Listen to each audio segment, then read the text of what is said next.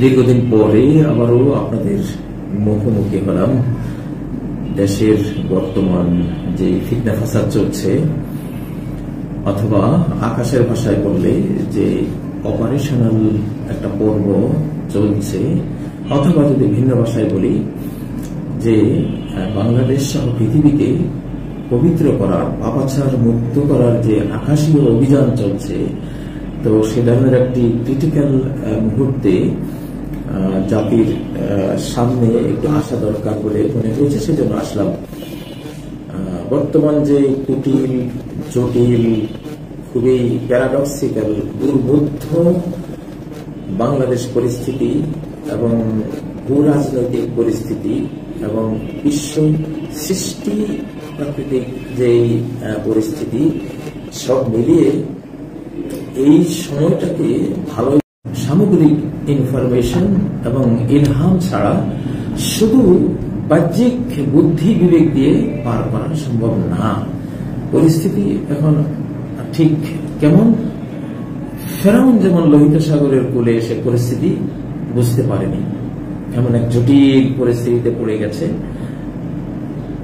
সাগর পথে যাবো কি যাব না, যাবো কি যাব না, এমন করতে করতে শেষ আসলে সেই সঠিক সিদ্ধান্ত নিতে পারেনি। যেখানে যাওয়া উচিত ছিল না সেখানে সে গেল, গিয়ে কি হলো, একেবারে ডুবে গেল।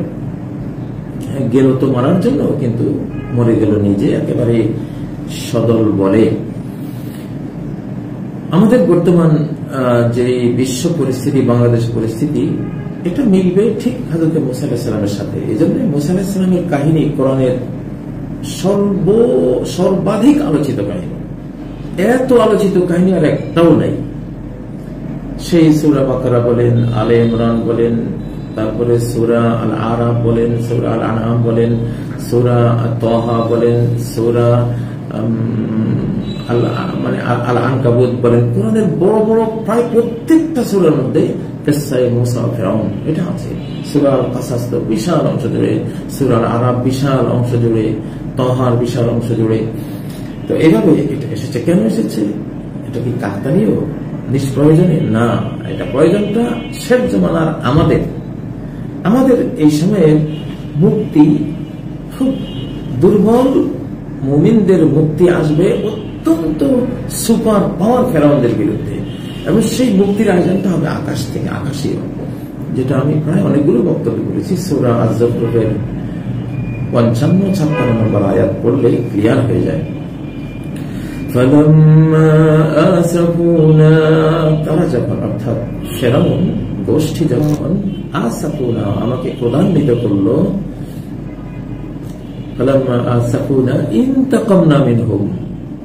মানে আল্লাহ তাআলা ক্রোধান্বিত তো সহজে হন না। বান্দা অপরাধ করতে করতে করতে করতে একেবারে বর্ডার ক্রস করে যখন আল্লাহর শাস্তির, পানিশমেন্টের সীমানায় নিজে প্রবেশ করে যায়, তখনই শুরু হয় ইন্তেকাম।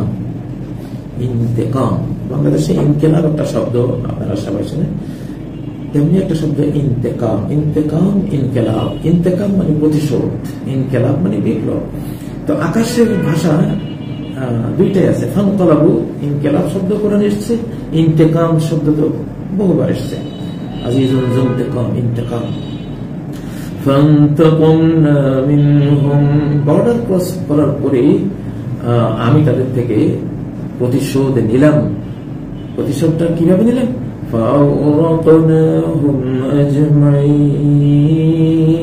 আমি ওদের সবাইকে সবিল সমাধি ঘটিয়ে দিলাম, সাগরের তলে নিমজ্জিত করলাম। তারা গিয়েছিল মারার জন্য, কিন্তু মরে গেল নিজেরা। এই কাহিনী এই যুগে ঘটবে বলেই আল্লাহ তাআলা এতবার, বহুবার মুসা আলাইহিস সালাম আর ফিরআউনের কাহিনী নিয়ে এসেছেন। ফাজআলনাহুম সালাফা, আমি ওদেরকে সালাফ বানালাম।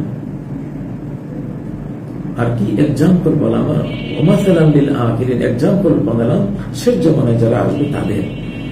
ওখানে যা ঘটেছে এখানেও তা ঘটবে।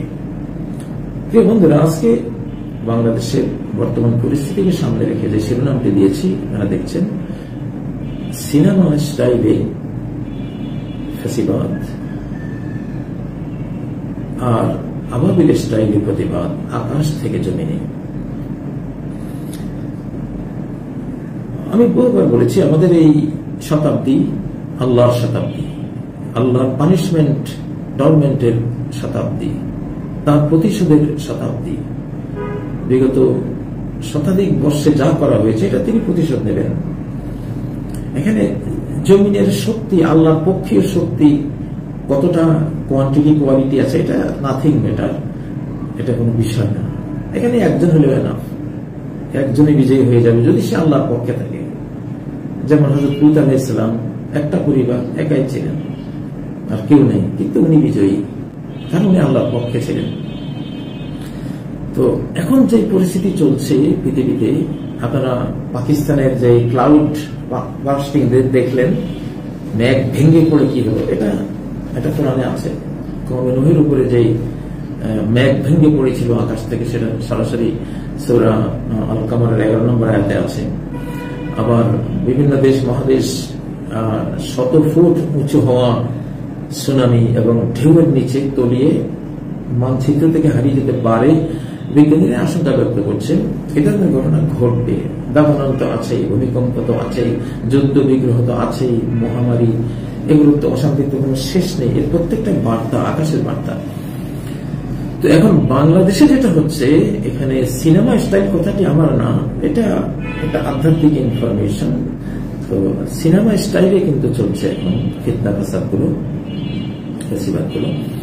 তো সিনেমা স্টাইলটা কি আমরা জানি? সিনেমা স্টাইল হলো, আমি যতদূর বুঝি, সিনেমা স্টাইলটা তো একটা অভিনয়, একটা অন্যত্র এর বাস্তবতা আছে, কিন্তু যেটা শো হচ্ছে এটা একটা অভিনয়, এটা বাস্তব না, কিন্তু বাস্তবের মতো একটা অভিনয় চলছে সিনেমা স্টাইলে।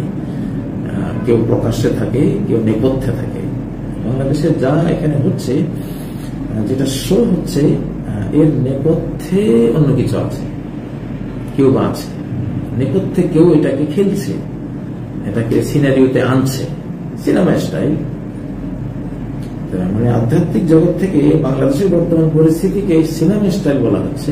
আমি সেটা বোঝার চেষ্টা করছি, আপনাদেরকে বলার চেষ্টা করছি যে তাহলে সিনেমা স্টাইলে তো নেপথ্যে থাকে নায়ক নায়িকারা, যারা এটা চালায়, কিন্তু সামনের শোটা আমরা দেখি, নেপথ্য নায়কদেরকে আমরা দেখি না, সেখানে প্রযোজকদেরকে দেখি না, সেখানে যারা এর কর্মী বাহিনী আছে, ক্যামেরাম্যানরা আছে, শব্দ চয়নকারীরা আছে, সেখানে কত কিছু না আছে। আসলে আমরা তো সিনেমা দেখিনি জীবনে, সেই জন্য অত কিছু বলতে পারি না, কিন্তু এই স্টাইলটা হলো সিনেমা।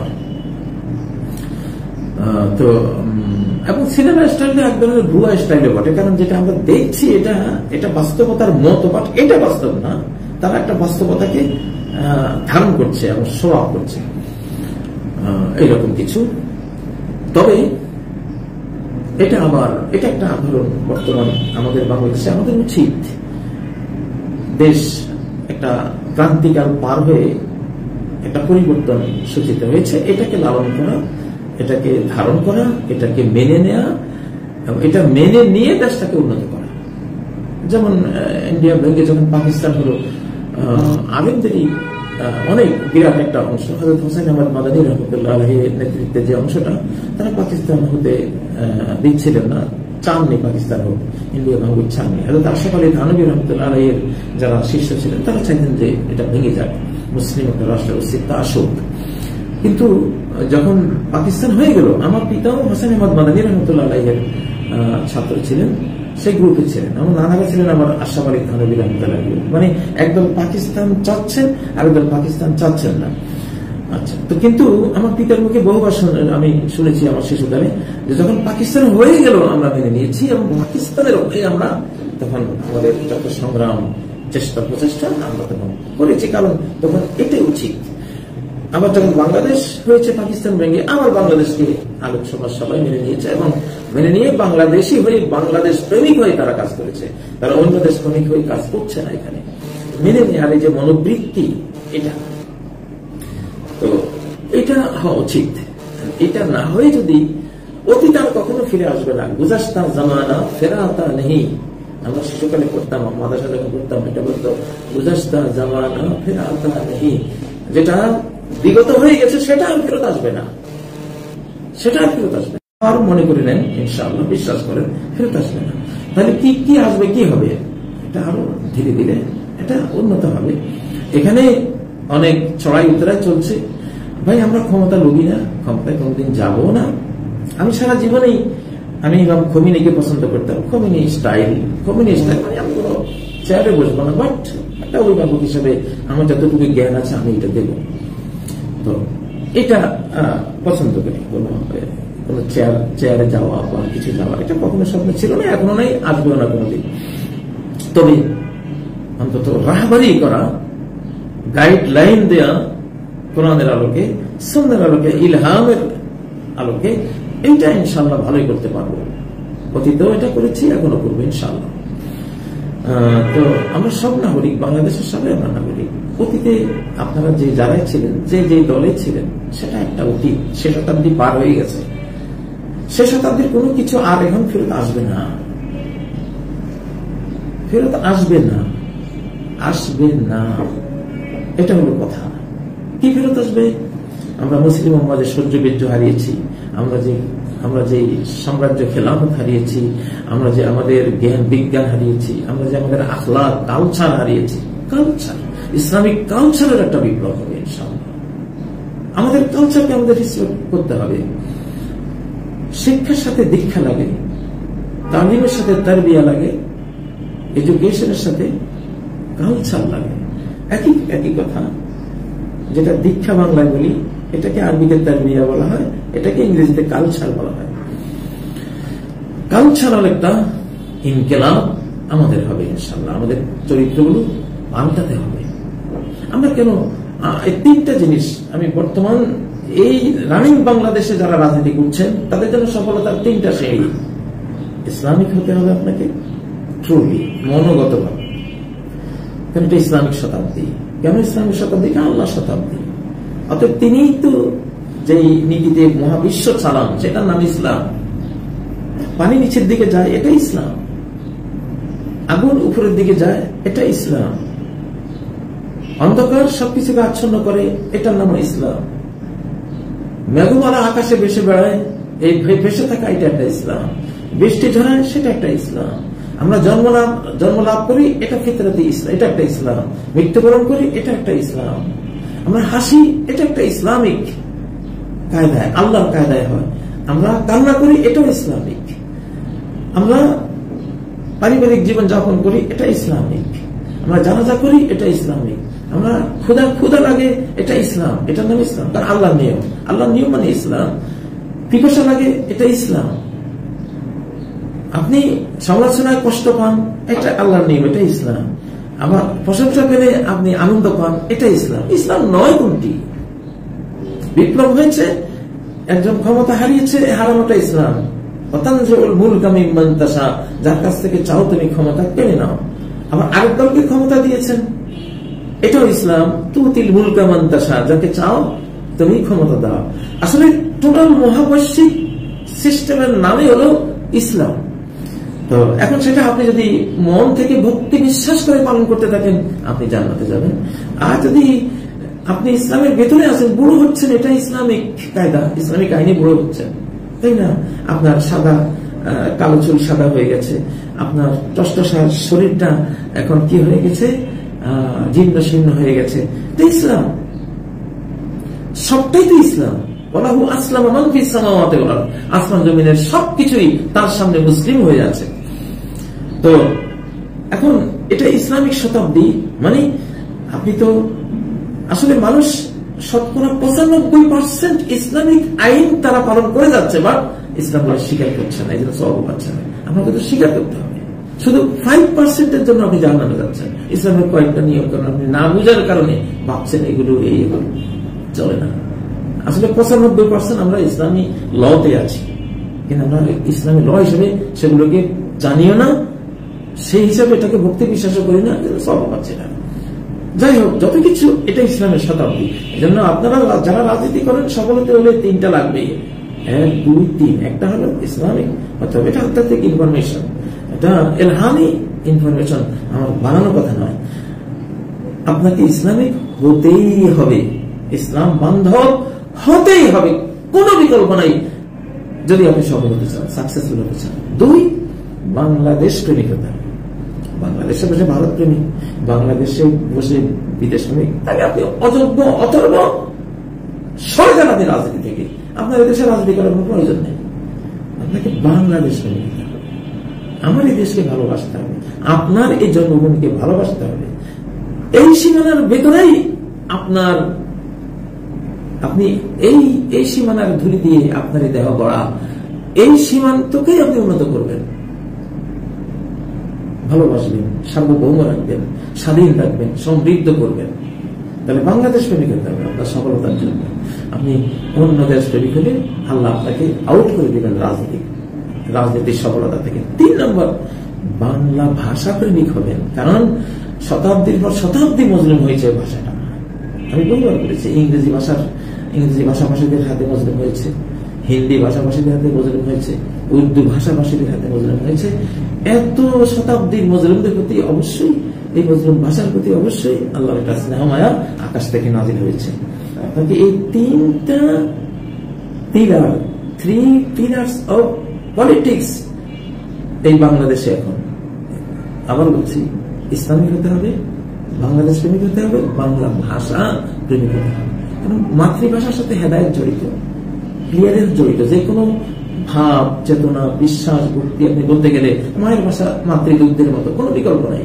মায়ের ভাষা দিয়েই আপনাকে এই ভাবটা নাগরিকদের অন্তরে সঞ্চার করতে হবে। এটা সূরা ইব্রাহিমের 4 নম্বর আয়াতে ক্লিয়ার আল্লাহ বলেছেন, আমি মাতৃভাষা কেন সব টিচার নবীগণকে কেন মাতৃভাষা দিয়েছি, কারণ মাতৃভাষায় তো বায়ানটা, ক্লিয়ারেন্সটা আসবে শুনলে। পানি, নামাজ, রোজা, হজ, যাকাত, তারপরে ভক্তি, বিশ্বাস, মাতৃভাষা না বললে তো ক্লিয়ারেন্স আসে না। আর ক্লিয়ারেন্সের সাথে জড়িত হলে হেদায়েত আর দলাল, গুমরাহি আর পথপ্রাপ্তি। এখন আপনি যদি একটা জিনিস ক্লিয়ার বুঝতে না পারেন, কিভাবে হেদায়েত হবেন? পাবেন না, গুমরাহির দিকে যাবেন না বুঝার কারণে। তো ফাইদুল্লাহু মান ইয়াশা ওয়া ইয়াহদি মান ইয়াশা, সূরা ইব্রাহিম 4 নম্বর আয়াত খুলে পড়ুন, দেখুন এই ক্লিয়ার কথা। অতএব এই 3টা রানিং রাজনীতিকদের সরকার এবং যারা আগামীতে বাংলাদেশে ক্ষমতা আসতে চান, 3টা, আমার জন্য না। আমি এই রাজনীতি থেকে একটু দূরে থেকে, আমি এখন এডুকেশন ওয়ার্ল্ডে আছি, শিক্ষা জগতে আছি, সেটাই থাকছি।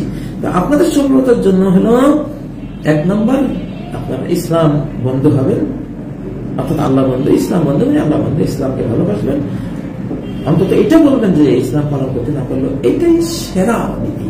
বিশ্বের বড় বড় সব বিজ্ঞানীরা ইসলামে চলে আসতেছে, মহাজাগতিক সব আলামত দেখে, লক্ষণ দেখে, বাস্তবতা দেখে, কোরআন যা বলে বাস্তব মহাবিশ্বে সেটাই তারা দেখতে পায়, ইসলামের দিকে আসছে। আপনাকে ইসলাম বন্ধ করতে হবে। 1 নম্বর, ইসলামকে আপনি দুর্নাম করবেন। ইসলাম মানে জঙ্গিবাদ, ইসলাম মানে ওই যে আরেকটা বলে মৌলবাদ, ইসলাম মানে পশ্চাৎপদতা, নাউজুবিল্লাহ জালেক। ইসলাম মানে তো প্রগতি, ইসলাম মানে আধুনিকতা, ইসলামই হলো আধুনিক, ইসলামই হলো প্রগতিবাদ, ইসলামই হলো উন্নয়ন, ইসলামই হলো স্বাধীনতা, ইসলামই হলো সার্বভৌমত্ব, ইসলামই হলো সমৃদ্ধি। আপনাকে ইসলামিক হতে হবে। 2, আপনি বাংলা দেশ প্রেমিক হতে হবে। 3, বাংলা ভাষা প্রেমিক হতে হবে। বাংলা ভাষা হতে আপনি হিন্দি প্রেমিক, আপনি উর্দু প্রেমিক, আপনি ইংরেজি প্রেমিক, অন্য ভাষার জন্য গদ আল্লাহ আপনাকে রিজেক্ট করে দেবেন। হ্যাঁ, সব ভাষায় আপনার জানা থাকবে, আপনি ব্যবহার করবেন, বাট মাতৃভাষার জন্য যে জায়গাটা থাকবে সেটা অন্য কোনো ভাষার জন্য না।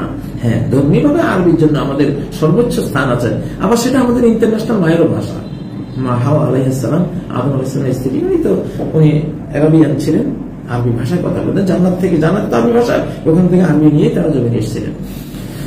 তো সেই জন্য এই 3টা সফলতা, এই 3টা জিনিস হলে আপনি সফল হবেন ইনশাআল্লাহ। আপনি সফল হবে না, 3টার একটা নাই, আপনি ব্যর্থ হয়ে যাবেন। তো সেজন্য বাংলাদেশে আসলে বর্তমান যে পরিস্থিতি চলছে, তো আবার বলছি, এটা আধ্যাত্মিক ইনফরমেশন, যে সিনেমা স্টাইলে ফিতনা ফাসাদ বা বেসিকাল চলছে, আর প্রতিবারটা আসতেছে আবাবিল স্টাইলে, আসমান থেকে আসতেছে। আসমান এই দেশের নাগরিকদের মনোজগৎ কন্ট্রোল করে। বান্দাদের হৃদয় রহমানের 2 আঙ্গুলের মাঝখানে, রহমান আকাশ থেকে এই জাতির মনগুলোকে কন্ট্রোল করে যাচ্ছেন, এখন কন্ট্রোল করে ওই যে ইসলাম বন্ধু, বাংলাদেশ বন্ধু, বাংলা ভাষা বন্ধু যারা, তাদের দিকে আল্লাহ ঘুরে দিচ্ছেন। আকাশ থেকে আপনি কিছু করতে পারবেন না, যত চেষ্টা করেন। চেষ্টা তো করা হয়েছে 16 বছর, সমস্ত বই পত্র থেকে, প্রবন্ধ থেকে, সাহিত্য থেকে, মিডিয়া থেকে, আমাদের ইসলামিক কৃষ্টি কালচার সব বিতাড়িত করে দিয়ে চেষ্টা করা হয়েছে একেবারে ভিনদেশি বানিয়ে দিতে, কিন্তু পেরেছেন? পারেননি, পারবেন না, অসম্ভব। আল্লাহ এটা হতে দেবেন না। তো মনোযোগ তার হাতে, তিনি কন্ট্রোল করছেন।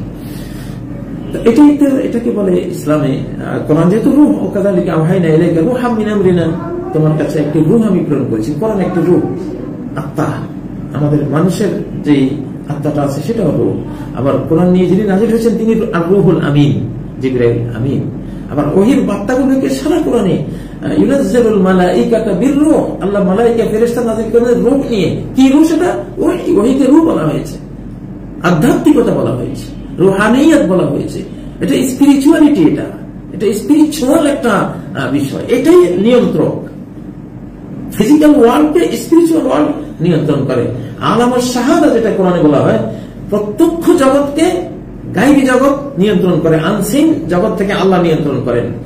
বাংলাদেশের ফিজিক্যাল যাই দেখেন, দেখতে থাকেন, কোনো ব্যাপার না, অনেক ভয়াবহ কিছু, সামান্য ভয়ের কিছু না।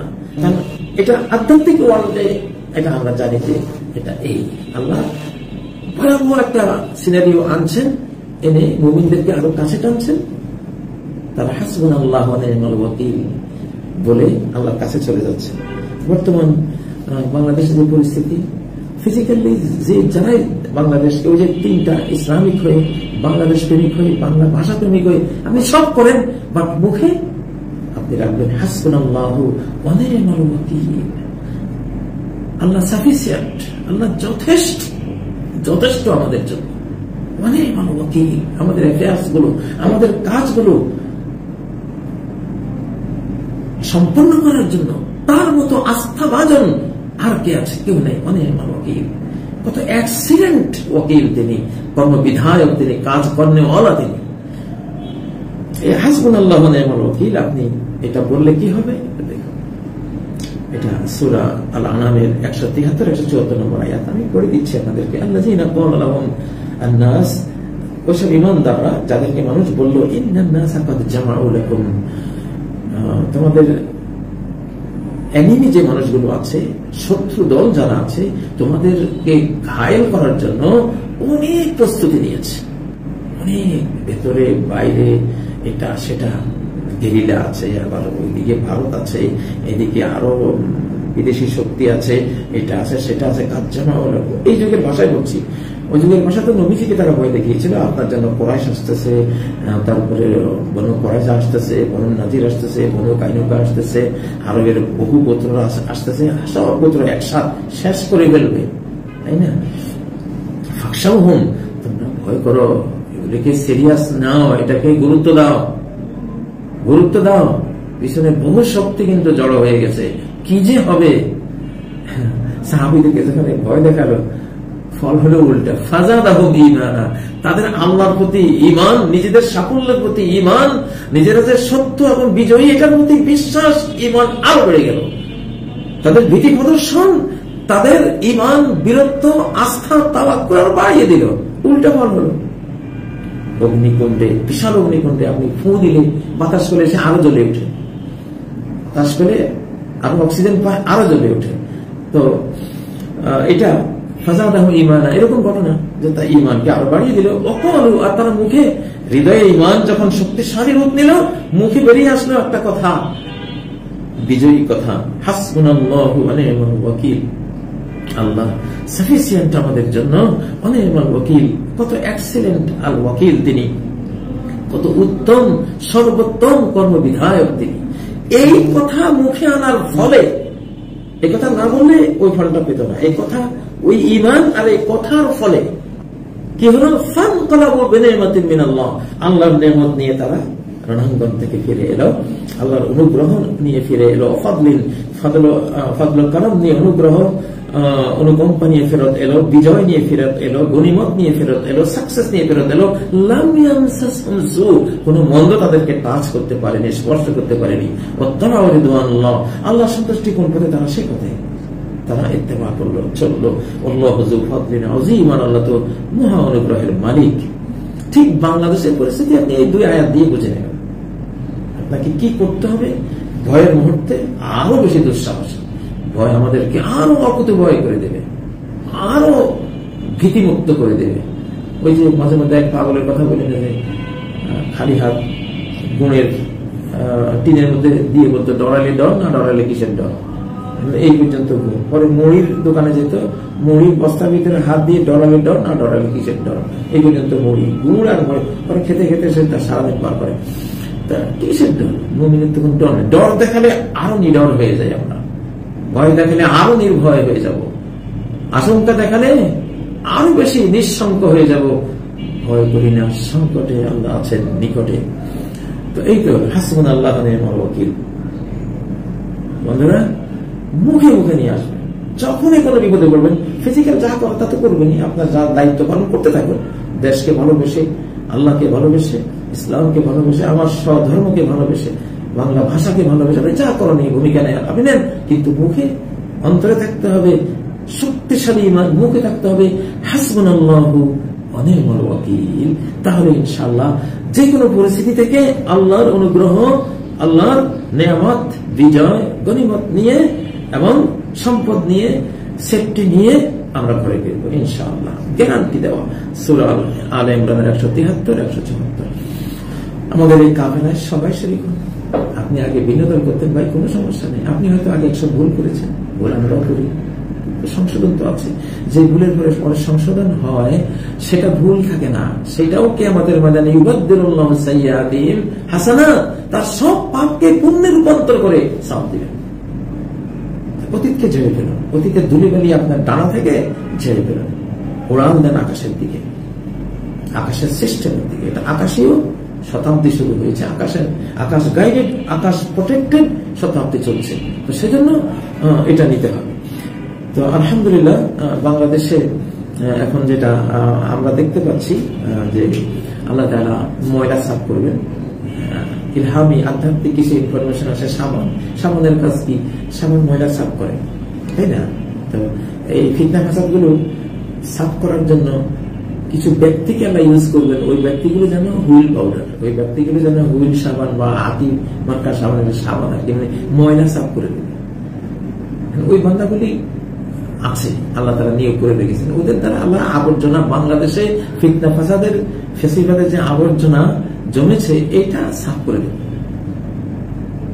এটা একটা ইনফরমেশন। অর্থাৎ আপনাদের জন্য, আমাদের জন্য, দেশের জন্য ভয়ের কিছু নেই, সরকারের জন্য ইনশাআল্লাহ ভয়ভীতির কিছু নেই, জনগণের জন্য ভয়ভীতির কিছু নেই। ভয় ওরা করবে যারা আমাদের সাথে শত্রুতা করে। আপনাদেরকে ভয় দিলে আরো বেশি মহাবীর, অকুত ভয়, নির্ভীক হয়ে যাবে, আরো বেশি আল্লাহতে আস্থাশীল হয়ে হাসবুনাল্লাহু ওয়া নি'মাল ওয়াকিল মুখে এনে আপনি এবার কাজ করে যাবেন, ইনশাআল্লাহ সফলতা আসবে। তো বাংলাদেশের আগামী দিনের যে আকাশের ভাষায় যা বুঝি, এবারের, আমি বারবার বলেছি এই কথাটা, এবারের বৃষ্টির ভাষা হলো আমাদের পক্ষে। প্রতিটি বৃষ্টির ফোঁটা একটা রহমত, প্রতিটি বৃষ্টির ফোঁটা আকাশের একটা স্নেহ, প্রতিটি বৃষ্টির ফোঁটা একটা মায়া, প্রতিটি বৃষ্টির ফোঁটা একটা রিজিক, প্রতিটি বৃষ্টির ফোঁটা একটা বার্তা, ইনফরমেশন যে আমি আছি, আমি তোমাদের সাথে আছি। তোমাদের সাথে না থাকলে এত বৃষ্টি কেন দেবো তোমাদের, এত রিজিক কেন দিচ্ছি, সুতরাং সুফলা বাংলাদেশ করার এত উদ্যোগ আমি কেন দিচ্ছি? সাথে আছি, ভয় করো না। এটা আকাশের ভাষা, আকাশের বার্তা। আল্লাহ তাআলা আমাদের তৌফিক দিন, আল্লাহ আমাদের বাংলাদেশকে নিরাপদ রাখুন। আমরা সবাই যে 3টি কথা, আমরা আমাদের স্বধর্ম প্রেমিক, ইসলাম প্রেমিক হবো, বাংলাদেশ প্রেমিক হবো, বাংলা ভাষা প্রেমিক হবো। অন্য ভাষাকে আমরা হিট করবো না, সেটা আমরা জানবো, ব্যবহার করবো। আমাদের সবকিছু, আমরা বেশিরভাগ যেটা আমরা মানব জাতিকে, আমাদের জাতিকে, স্বজাতিকে বোঝাবো, আমাদের মায়ের ভাষা দিয়ে আমরা বোঝাবো, মায়ের ভাষাকে, মায়ের ভাষাকে আমরা উন্নত করবো, সম্মানিত করবো, সম্মানিত করবো। বিদ্যালয়গুলিতে যে মিডিয়াম স্কুলে হোক না কেন, আমাদের সামনে মায়ের ভাষাকে সর্বোচ্চ ভাষাগত মর্যাদা দিয়ে আমরা পড়ালে আল্লাহ খুশি হবে। এই ভাষার স্রষ্টাকে আল্লাহ, এই মাটি মানুষের জন্য এই ভাষার সৃষ্টি আল্লাহ করেছে। এটা এই মাটির সাথে জড়ানো ভাষা, এখানকার স্থানীয় আকাশীয় অঞ্চলের সাথে জড়ানো ভাষা, এখানকার মানুষের সাথে নেচারের সাথে জড়ানো ভাষা। এই ভাষাকে সম্মান দিতে হবে, এই ভাষাকে বিদ্যালয়ের মর্যাদা দিতে হবে। এমন নয় যে ইংরেজি বা অন্য ভাষা, হিন্দি, উর্দু, অন্য ভাষা ফার্সি বা অন্য ভাষাগুলি না বললে যেন আমরা আভিজাত্যে পৌঁছি না। এই হীনমনতা থেকে বেরিয়ে আসতে হবে। আল্লাহ তাআলা আমাদেরকে বাংলা ভাষাকে মর্যাদা দেওয়ার তৌফিক দিন, বাংলা দেশকে মর্যাদা দেওয়ার তৌফিক দিন। বাংলাদেশে যে বৃহত্তর জনগোষ্ঠীর ইসলাম, এই মানচিত্র যে ইসলামের বরকতে আমরা পেয়েছি 47-এ, সেই ধর্মকে, সেই ইসলামকে সম্মান দেওয়ার তৌফিক দিন। লাইলাতুল কদরে জন্ম হওয়া এই মানচিত্র, ইসলামের নামে জন্ম হওয়া এই মানচিত্র, আল কোরআন হাতে নিয়ে জন্ম দেওয়া এই মানচিত্র, আল্লাহ যাতে আল কোরআনের দিকেই ধীরে ধীরে নিয়ে যান, সেই প্রার্থনা আল্লাহর কাছে রেখে ইতি রেখা টানলাম। আসসালামু আলাইকুম ওয়া রাহমাতুল্লাহি ওয়া বারাকাতুহু।